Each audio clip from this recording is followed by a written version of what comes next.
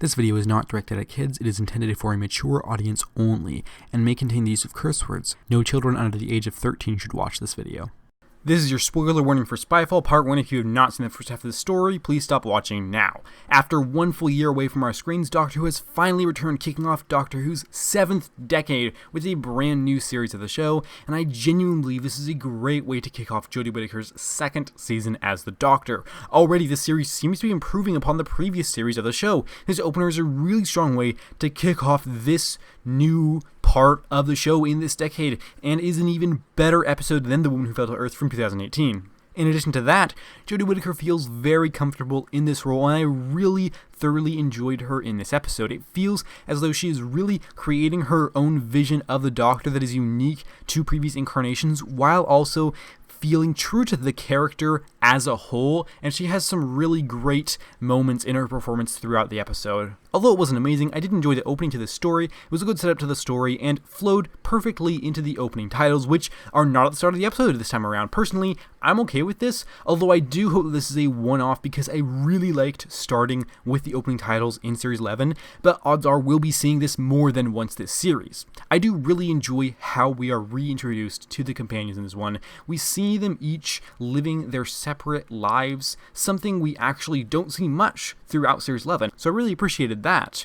I believe this is the only time outside of the opening of Series 11 that we have seen reference to Yaz's police work, so I was really happy to see that. Also, we seem to have confirmation that Graham is fine on the cancer front, so we probably won't be seeing anything with this series in terms of that, unless it's written in just to remind us about it, in which case it could turn up later, so we'll have to wait and see about that. This episode does do a couple of things. One of the main things being that the episode has a lot of fun being a spy episode, where our characters go undercover to investigate a mysterious figure and solve the alien threat. I really enjoyed this aspect of the episode. It really is quite a fun take on Doctor Who, and I really enjoyed this way of giving an episode a different flavor. One of my few small complaints with the episode lies with Stephen Fry. Not him specifically, but rather his character, C. Stephen Fry is rather good in the part, though his character frankly isn't given all that much to do, as he's only around for a few minutes before he is shot dead, and that's that. I just can't help but feel it was a waste to cast Stephen Fry in such a small part, but I wouldn't be complaining if it was an unknown actor, so this is really much more of a nitpick than anything else. Another thing I didn't love was the more action-oriented parts of the episode. It was definitely fitting given that it was a James Bond-style episode, but it's still just not something I really enjoy in this show. With that said, it never felt like the story was stopping dead for an action scene. They did very much feel like they fit into the story and flowed from one scene to another. Also, this episode is dedicated to Terrance Dicks, and that felt very appropriate given that it has some of those action elements and that it feels a little bit in ways like a Third Doctor episode, so that was very appropriate, and it was a nice nod to the man who did so much for Doctor Who. This episode explicitly says that Torchwood and Unit are not currently operational, and honestly, I'm perfectly fine and totally able to roll with that. It's a fair explanation, and I'm totally cool with them not being around for this era of the show or for however long they are away. This opener does a pretty good job at balancing its four main characters. We spend some quality time with Ryan, Yaz, and the Doctor, which I really enjoyed. Graham probably gets the least to do this time around, which is a bit of a shame, but I'm perfectly fine with that, as he was my favorite from Series 11 and got a lot to do there.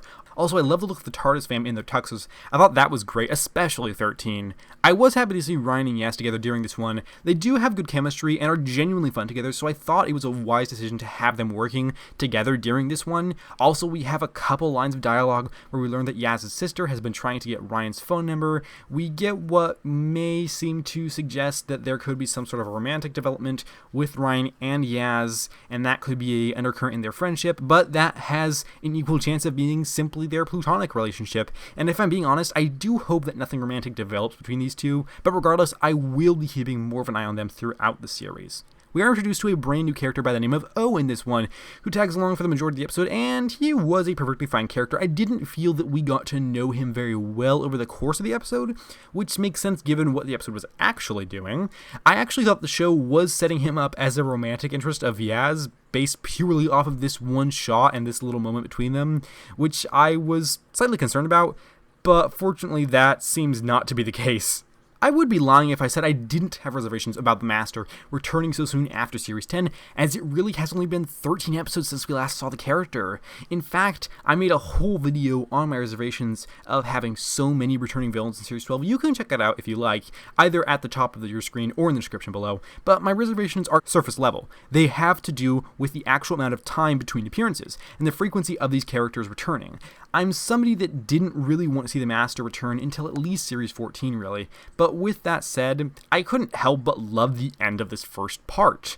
The twist was genuinely fantastic, and the way that it's revealed is truly shocking. I genuinely didn't catch on until he said the word separately. Spy Master. That reveal was so shocking, in fact, that my immediate thought was, no, he's lying. That's not the Master. It's another villain pretending.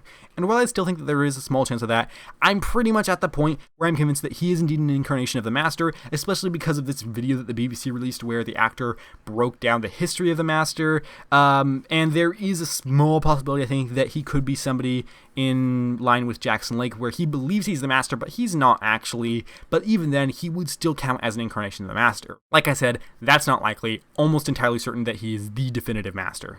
Honestly, I really enjoy this actor's portrayal of the character. It feels a little bit like John Sim, but not quite as big and bombastic as he performed the role. The actor very much seems to be playing appropriately against this incarnation of the Doctor. So I can't fully judge this particular version of the Master yet, but I'm really enjoying him so far, and Jodie Whittaker was as equally fantastic as this actor in the episode. Her reaction to that reveal was great. There was a line within the episode said by the Master himself.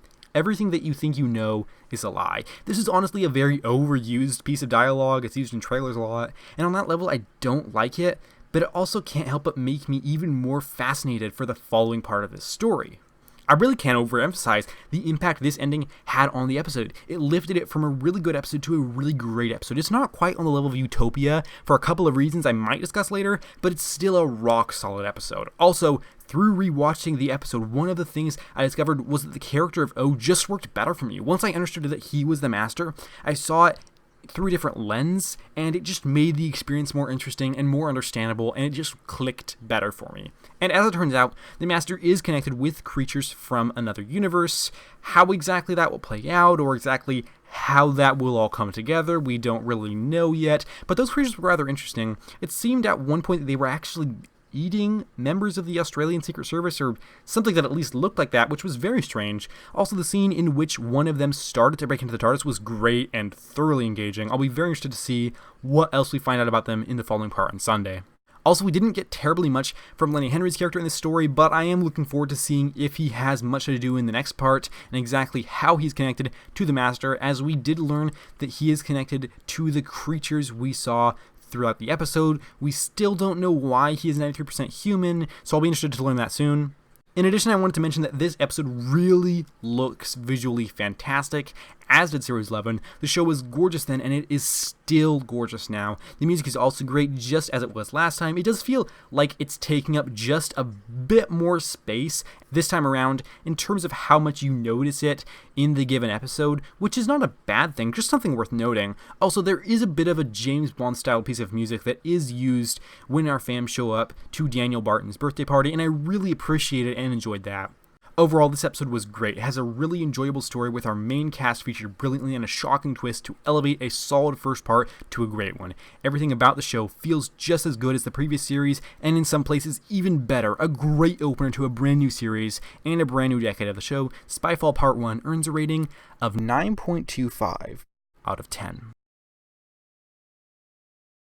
And that's the first episode. The show is back, and in a really exciting way. Be sure to let me know what you thought about this episode down below. I'd be happy to have a discussion. I can't wait for the second part of the story, which I will be reviewing shortly after it is released. Feel free to join me for that, but if not, just know that I appreciate your time here today. And with that said, thank you very much for watching. Take care, and have a lovely week.